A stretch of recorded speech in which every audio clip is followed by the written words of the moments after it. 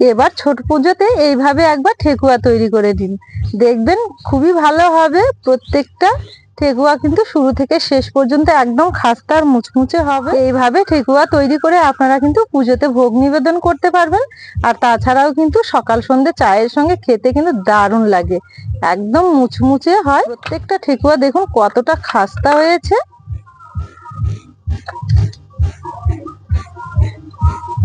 ভেতরটাও দেখুন কতটা সুন্দর আর ড্রাই ফ্রুটে ভরা। আর খাওয়ার সময় এগুলো মুখে পড়লেই একদম মুচমুচে করবে, চায়ের সাথে খেতেও দারুণ লাগবে। আর অনেকদিন ঘরে রেখেও আপনারা কিন্তু খেতে পারবেন। 2 থেকে 3 মাস একটা জারের মধ্যে ভরে আপনারা কিন্তু রেখেও খেতে পারবেন। এই যে দেখুন কত সুন্দর হয়েছে, কোনোভাবেই কিন্তু এগুলো 2-3 মাসের মধ্যে নষ্ট হবে না। নমস্কার বন্ধুরা, নতুন একটা পর্ব দেখার জন্য আপনাদের সকলকে অনেক অনেক স্বাগত জানাই কাজলি ভিলেজ ফুড রান্নাঘরে। প্রতিদিনের মতো আজকে আবারও নতুন একটা রেসিপি নিয়ে চলে এসেছি। সামনেই ছট পূজা, ছট পূজার উপলক্ষে আজকে আমি ঠেকুয়া বানিয়ে দেখাবো। আর এই ঠেকুয়াগুলো খুব সহজেই আপনারাও বানিয়ে নিতে পারবেন, একদম খাস্তা মুচমুচে। অনেক দিন পর্যন্ত ঘরে স্টোর করে রেখেও খেতে পারবেন, সকাল সন্ধ্যে চায়ের সঙ্গে খেতে কিন্তু দারুণ লাগে। বাড়ির ছোট থেকে বড়রা সকলেই খেতে খুব পছন্দ করবে। আশা করছি আপনাদের অনেক বেশি ভালো লাগবে। তাহলে চলুন দেখে নেওয়া যাক আজকে ঠেকুয়া রেসিপি। চ্যানেলে নতুন বন্ধু হয়ে থাকলে প্লিজ চ্যানেলটি একবার সাবস্ক্রাইব করে নেবেন, আর পাশে থাকা বেল আইকনটি অবশ্যই একবার ক্লিক করবেন। এবার ঠেকুয়া বানানোর জন্য সবার আগে ডো মেখে নেব। ডো মেখে নেওয়ার জন্য সবার প্রথমে একটা বড় বাটি নিয়ে নেব। বাটির মধ্যে নিয়ে নেব এই ছোট বাটি মেপে 1 বাটি ময়দা, আর নেব 1 বাটি আটা, আর নেব 2 চামচের মতো সুজি, আর নেব 4 চামচের মতো শুকনো নারকেলের গুঁড়ো, আর দেব একটু এলাচ গুঁড়ো। এখানে এলাচের ভেতরের বীজগুলো একটু গুঁড়ো করে নিয়েছি। এটা দেওয়ার কারণে কিন্তু ঠেকুয়াগুলো খেতে বেশ সুন্দর লাগবে আর খুব সুন্দর একটা সেন্ট হবে। দেব সামান্য একটু লবণ, লবণ খুব কম করে দিতে হবে। এবার শুকনো উপকরণগুলো একে অপরের সঙ্গে একটু ভালো করে মিশিয়ে নিতে হবে। এবার দিয়ে দেব 4 চামচের মতো ঘি। ঘিটা দিয়ে খুব ভালো করে একটু হাত দিয়ে ঘষে ঘষে ময়াম করে নেব। ঠেকুয়া তৈরি করতে গেলে অবশ্যই একটু ঘি ব্যবহার করবেন, তাহলে দেখবেন খুব ভালো হবে। তবে আপনারা চাইলে কিন্তু সাদা তেল দিয়েও ময়াম করে নিতে পারবেন। ঘি দিয়ে এভাবে একটু সময় নিয়ে ঘষে ঘষে ভালো করে ময়াম করে নিতে হবে। এই যে দেখুন এখানে খুব ভালো করে ময়াম করে নিয়েছি। আর হাত দিয়ে এইভাবে চেপে ধরলে এক জায়গায় জড়ো হয়ে যাচ্ছে, আবার ভেঙে দিলে ভেঙে যাচ্ছে। এইভাবে করে দেখে নিতে হবে যে ভালো মতো ময়াম দিয়ে নেওয়া হয়েছে কিনা। যদি না জড়ো হয় তাহলে কিন্তু আবার একটু ভালো করে ঘি দিয়ে ময়াম করে নিতে হবে। তো এখানে কিন্তু খুব সুন্দরভাবে ময়াম দেওয়া হয়ে গেছে। এবার এটা আমি এক সাইডে একটু রেখে দেব। এখানে একটা ছোট বাটি নেব, বাটির মধ্যে নিয়ে নেব যে বাটি মেপে আমি আটা ময়দা নিয়েছিলাম 2 বাটি, সেই বাটি মেপে হাফ বাটি নিয়ে নেব চিনি, আর নেব হাফ বাটি জল। 2 বাটি আটা ময়দার জন্য কিন্তু এখানে হাফ বাটি চিনি আর হাফ বাটি জল নিতে হবে, ঠিক ওই বাটি মেপে। এবার চিনি আর জলটা ভালো করে নেড়ে চেড়ে একটু মিশিয়ে নেব। তবে এখানে চিনি কিন্তু পুরোপুরি ভাবে গলে যাবে না, যতটা গলে যায়। এই যে দেখুন এখানে অর্ধেকটা চিনি গলে গেছে, আর কিছুটা চিনি কিন্তু দানা দানায় রয়েছে। এবার এই মিশ্রণটার মধ্যে কিছু ড্রাই ফ্রুট মেশাবো। এখানে নিয়েছি আমন্ড কুচি, আমন্ডগুলো একটু ছোট ছোট করে কেটে নিয়েছি। আর দেবো একটু চীনা বাদাম। চীনা বাদামটা আগে একটু শুকনো খোলায় ভেজে নিতে হবে, তারপরে উপরে খোসাটা তুলে পরিষ্কার করে নিতে হবে। আর দেবো কাজু।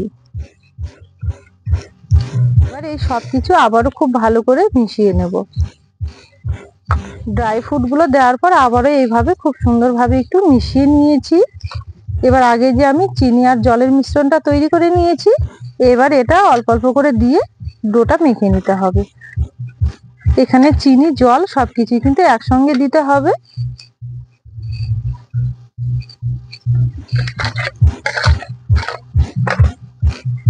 এই ডোটা কিন্তু খুব একটা নরম হবে না, একটু শক্তভাবে মেখে নিতে হবে।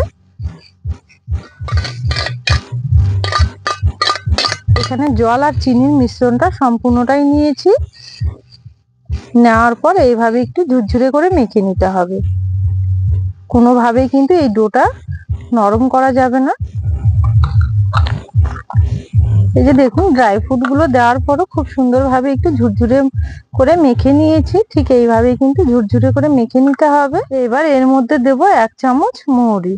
এখানে কাঁচা মৌরি নিয়েছি। এই মৌরিটা দিলে কিন্তু বেশি ভালো খেতে লাগবে আর খুব সুন্দর একটা ফ্লেভার আসবে। হাতের মধ্যে নিয়ে এইভাবে একটু ঘষা দিয়ে দেব। ঠেকুয়াতে কিন্তু অবশ্যই এই মৌরিটা দিতে হবে, তাহলে দেখবেন খুব সুন্দর খেতে লাগবে। এবার আবারও একটু ঝুরঝুরে করে এইভাবে মেখে নেব। এই ডোটা একটু আলাদাভাবে মেখে নিতে হবে হাত দিয়ে ঝুরঝুরে করে, তাহলে দেখবেন খুব ভালো হবে। আর নর্মালি যে আমরা রুটির আটা মেখে নেই ওইভাবে কিন্তু মেখে নিলে হবে না, হাত দিয়ে চেপে চেপে একটু ঝুরঝুরে করে মেখে নিতে হবে। এই যে দেখুন, এইভাবে মেখে নিয়েছি একদম ঝুরঝুরে করে। এইভাবে করে নিলে কিন্তু ঝুরঝুরে হয়ে যাচ্ছে। আবারও যদি একটু হাতে নিয়ে এইভাবে চাপ দিই, তাহলে দেখুন খুব সুন্দরভাবে একটা ডোয়ের আকৃতি নিয়ে নিচ্ছে। তবে এইভাবেই কিন্তু মেখে নিতে হবে। এবার এটাকে আমি চেপে চেপে এক জায়গায় জড়ো করে নেব। এই যে দেখুন, এইভাবে হাত দিয়ে চেপে চেপে একটু জড়ো করে নিয়েছি খুব সুন্দরভাবে। এইভাবে গোল করে নেওয়ার পর এটা একটু লম্বা করে নেব। এবার একটা থালা উপর করে নেব। থালার মধ্যে এটা রেখে এইভাবে একটু চেপে চেপে লম্বা করে নিতে হবে, তাহলে কাজটা কিন্তু অনেকটাই সুবিধা। এইভাবে একটু চেপে চেপে লম্বা করে নিয়েছি খুব সুন্দরভাবে। এই যে দেখুন, এটা চেপে চেপে খুব সুন্দরভাবে একটু লম্বা করে নিয়েছি। এইভাবেই কিন্তু করে নিতে হবে। এবার এখানে একটা ছুরি নিয়েছি। এবার ছুরি দিয়ে পিস পিস করে কেটে নেব। খুব একটা মোটা করার দরকার নেই, একটু পাতলা পাতলা করেই কেটে নেব।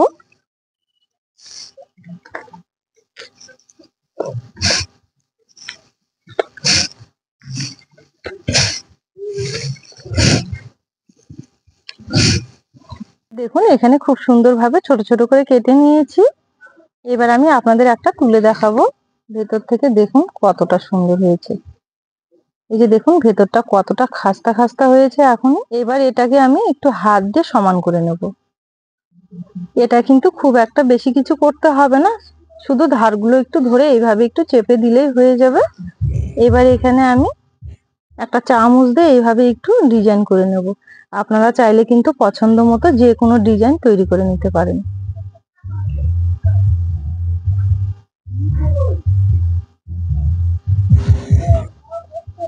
এই যে দেখুন, এখানে খুব সুন্দর একটা ডিজাইন করে নিয়েছি। এইভাবেই বাকিগুলো তৈরি করে নেব। এই যে দেখুন কত সুন্দর লাগছে দেখতে। একইভাবে আবারও একটা করে নেব। এই যে দেখুন, কেটে নেওয়ার পরও কিন্তু খুব সুন্দর শেপটা রয়েছে। এবার শুধু ধারগুলো ধরে এইভাবে একটু আলতো হাতে একটু করে নিলেই হয়ে যাবে।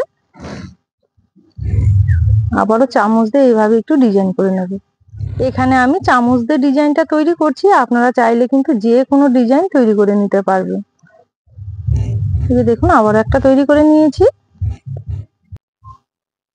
একইভাবে সবগুলো তৈরি করে নেব।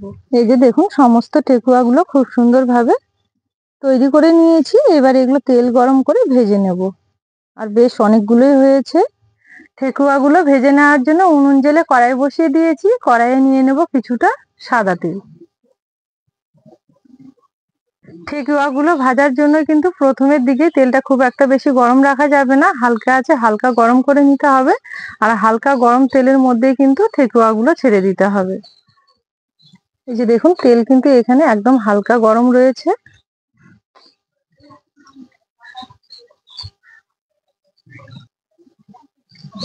এখানে কিছুটা আমি তেলের মধ্যে দিয়েছি ছেড়ে। দেওয়ার পর তেলটা একটু এইভাবে খেলিয়ে দেব। আর অবশ্যই কিন্তু হালকা আঁচ রাখতে হবে, হালকা আঁচে এগুলো ভেজে নিতে হবে, তাহলে দেখবেন একদম মুচমুচে হবে। এই যে দেখুন, হালকা আঁচে আমি প্রায় 3 মিনিটের মতো একটু জাল করে নিয়েছি তেলের মধ্যে। আর দেখুন 3 মিনিটের মধ্যেই কিন্তু খুব সুন্দরভাবে কালার চলে এসেছে। এবার এইভাবে একটু আলতো হাতে উল্টে দিতে হবে একটা একটা করে। হালকা আঁচে এগুলো ভেজে নিলে ভেতর থেকে একদম মুচমুচে হবে আর খেতেও খুব ভালো লাগবে। এই যে দেখুন, এগুলো ওলট পালট করে খুব সুন্দরভাবে একটু লালচে লালচে করে ভেজে নিয়েছি। এবার তেল ঝরে তুলে নেব।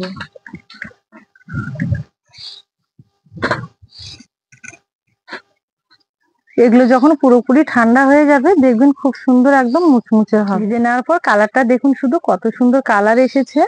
এবার বাকিগুলো একইভাবে ভেজে নেব। এই যে দেখুন এগুলো হালকা আছে, খুব সুন্দর ভাবে ভেজে নিয়েছি। এবার তেল থেকে এগুলো তুলে নেব। এখানে কিন্তু সবগুলো খুব সুন্দরভাবে ভেজে তুলে নিয়েছি। এই যে দেখুন সবগুলো ভেজে একটা থালার মধ্যে তুলে নিয়েছি, আর পুরো এক থালা হয়ে গেছে। এগুলো পুরোপুরি ঠান্ডা হয়ে গেলে একদম মুচমুচে হবে। এখনো কিন্তু অনেকটা মুচমুচে হয়েছে। ঠেকুয়াগুলোকে আমি 5 থেকে 7 মিনিট খুব ভালো করে একটু ঠান্ডা করে নিয়েছি। এবার একটা প্লেটে তুলে নেব। ঠান্ডা হওয়ার পর দেখুন কতটা মুচমুচে হয়েছে। এই যে দেখুন দেখতে কতটা সুন্দর লাগছে। প্রত্যেকটা কিন্তু দারুণ হয়েছে। সবগুলোই একটা থালার মধ্যে তুলে নেব। তাহলে বন্ধুরা আজকে এই ছট পূজার ঠেকুয়া আপনাদের কেমন লেগেছে অবশ্যই একটা কমেন্টের মাধ্যমে জানাবেন। পুরো ভিডিও দেখে যদি রেসিপি ভালো লেগে থাকে তাহলে চ্যানেলটি একবার সাবস্ক্রাইব করে নেবেন, আর অনেক অনেক বন্ধুদের সঙ্গে শেয়ার করবেন। আজকের জন্য রেসিপি এখানে শেষ করলাম। ফিরে আসবো পরের দিন নতুন রেসিপি নিয়ে। ততক্ষণের জন্য আপনারা ভালো থাকবেন, সুস্থ থাকবেন।